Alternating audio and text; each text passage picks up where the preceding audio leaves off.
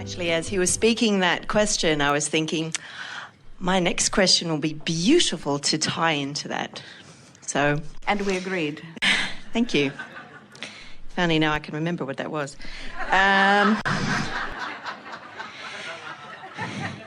Get out.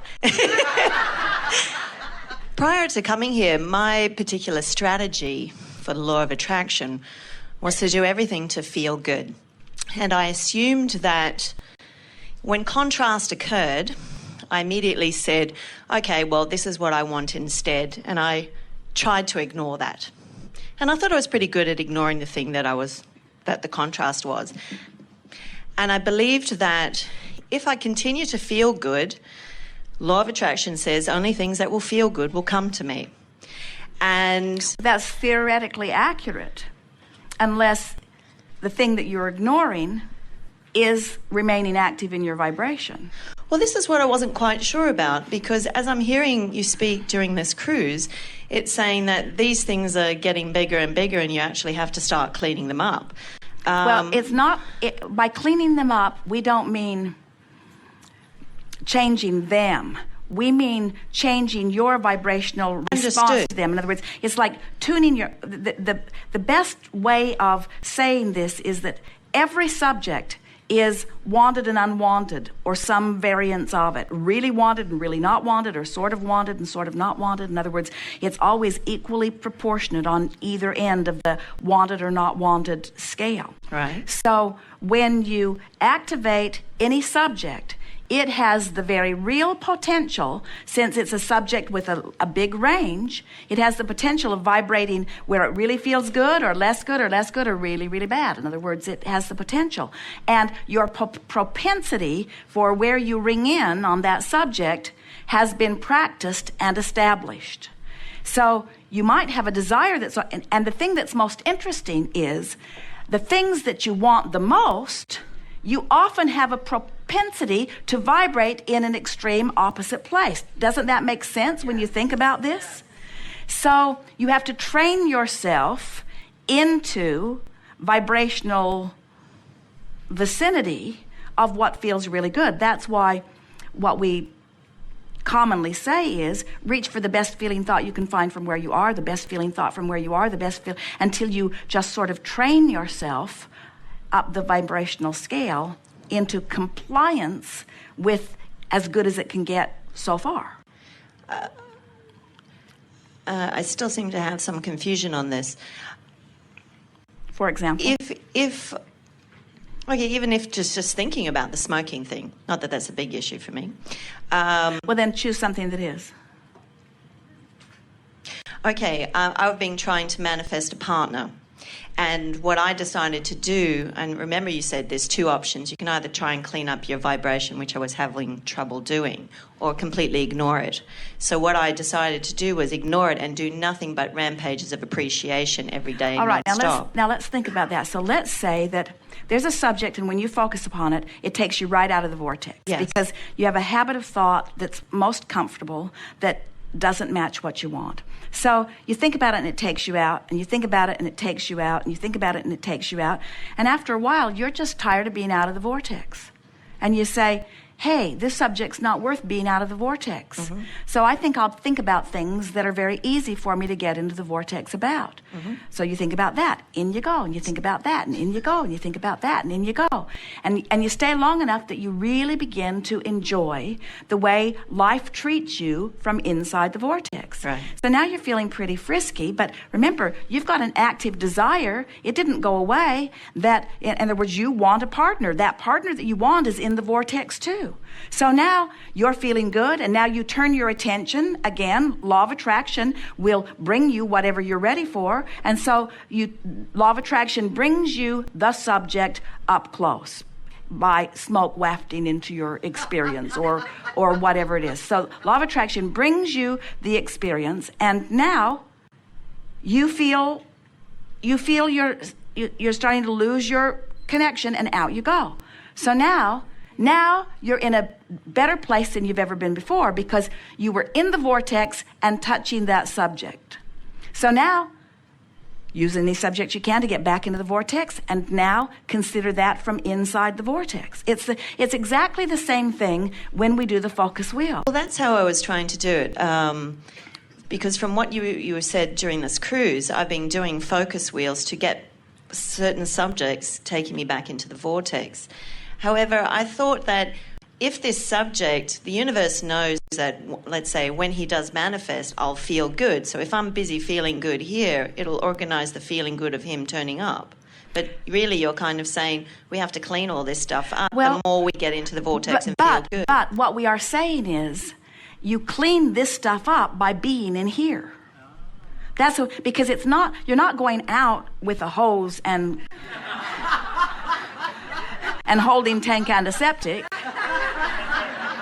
In other words, you're not going out there and cleaning that up. You are in here, in the vortex, stabilizing your active vibration. It's not about cleaning up. Let's use new words. Okay. It's about retuning your habitual vibration. But if I have, for example, I decided to do an experiment for 1 month. I would, for 1 month, stop thinking of anything that worried me.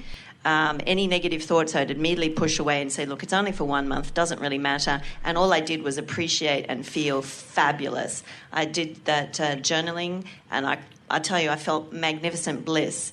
Wonderful things did start coming to me continually, but to me, there were the little things like fabulous service, great food, wonderful people around me. But the big things like my $1 billion and my gorgeous, sexy man just did not turn up. And I thought, well, if I'm in the vortex feeling so good, and you say that when you're in the vortex, things happen like that, well, I don't understand. We also say that when you're in the vortex, the absence of things wanted does not occur to you. In other words, here's the misunderstanding that you have. And as we speak this here, it's going to help all of you a great deal. This vortex is an emotional state of beingness. It's not a place of havingness. In other words, it's an emotional state of beingness. It's your, in this moment, response to life. It's the merging of you and you. It's a vibrational state. It's an emotional state. It's not a place. It's not stuff. It's not relationships with others. It's the relationship with you. So it's a state of being. And we have to say to you that when you get chronically and consistently inside this emotional state, in this vibrational place where you are feeling so whole and so clear and so in alignment with who you are, there is no absence of wanted things. In other words, the reason you want that relationship is so you'll feel like this. And when you feel like this, the relationship becomes a non-issue. And that's the thing that sort of trips a lot of people up, is that they don't want the relationship to be a non-issue. And we say, yes, you do. You want the absence of the relationship to be a non-issue because you want to be able to achieve the emotional state of bliss regardless of the things that are going on around you. And when you chronically achieve that, then that's when the manifestations start sweeping into your experience. That's when your real life experience mimics or replicates your emotional experience. But when you clutter the two, when you confuse the two, when you think the vortex is the place where and we know, we have said those words. We say, get into the vortex where everything that you want is. But we want to clarify that by saying, get into the vortex where your emotional state of being is one of worthiness and confidence and completeness and certainty and stability and elation and passion. And when that is your habit of thought, when that is the way you feel, then out here in this real world that you live, all of the actualization that replicates that vibrational accomplishment must come to you. So what happens is you get in and you feel that way, and then you take score, and then you don't feel that way.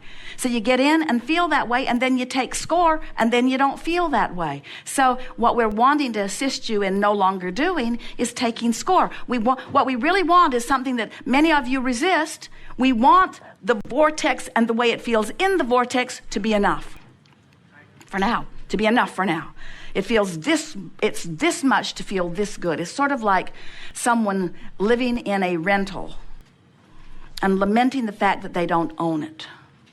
And we say, but look, no one else is trying to get their groceries in the refrigerator.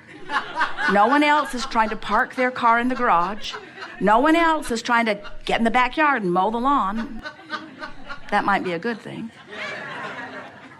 In other words, accept the essence of this, and then however you want it to really play out in your life will be. But as long as there is a feeling of lack that is chronically active, then you can't get to there from there. So does that mean if there's a feeling of lack at an unconscious level? Because I remember you said the unconscious levels don't play any part. Well, nothing unconscious ever gives you an emotional response. Right. If you feel... But if I'm not considering the subject at all, like I really did push it away and wasn't thinking about it, at least I thought I was, I don't understand if I'm feeling so great, why wouldn't it just turn up? Because at the point that you said, why didn't it turn up, what are you doing? Yeah, but that was a month later. Well, because many times I've heard you say so to people that if you limit? thought of something, pretty much if you're in alignment, stuff occurs. Well, it depends on how you feel about it. You see, the subject that we're really talking about, and then we'll take a segment of refreshment. The subject that we're really talking about here is not what's going on over here in the vibrational reality. It's how, in conjunction with that, how often do I do that thing that I do that takes me out of it? In other words, taking score is for a while we said, we want you to want what you want and think about why you want it. Because when you think about why you want it, your vibration is usually less lackful. But when you start thinking about how it will come or when it will come or where it will come from, then you start doing that thing you do, which activates all of those vibrations that hold you apart from it, you see. So what you're saying is, so I found this place and I felt pretty blissful, but I did it with an ulterior motive. The reason I went to the vortex... But it also felt good, yes. The reason I went to the vortex was to accomplish this, and when I looked around and I hadn't yet accomplished it, it threw me out of the vortex. And we say, there's your answer. Don't look around for the evidence. Don't do the vortex work in order to get the ulterior motive of getting the manifestation. Do the vortex work because it feels natural to feel good. Do the vortex work because that's alignment with who you are. Do the vortex work because that completes the 3-stage process, and then the manifestation will come. But if you introduce and then the manifestation will come before you have achieved complete vibrational alignment with it, then it spits you out, and then it's a never-ending process. I'm in the vortex, I'm pretty happy, where's my stuff? I'm out. Then I put more stuff in. I'm in the vortex, I feel pretty good, where's my stuff? I'm out. I'm in the vortex, I feel pretty good, where's my stuff? I'm out. I'm in the vortex, I feel pretty good, where's my stuff? I'm out. And so then you just make a sort of lifetime of that.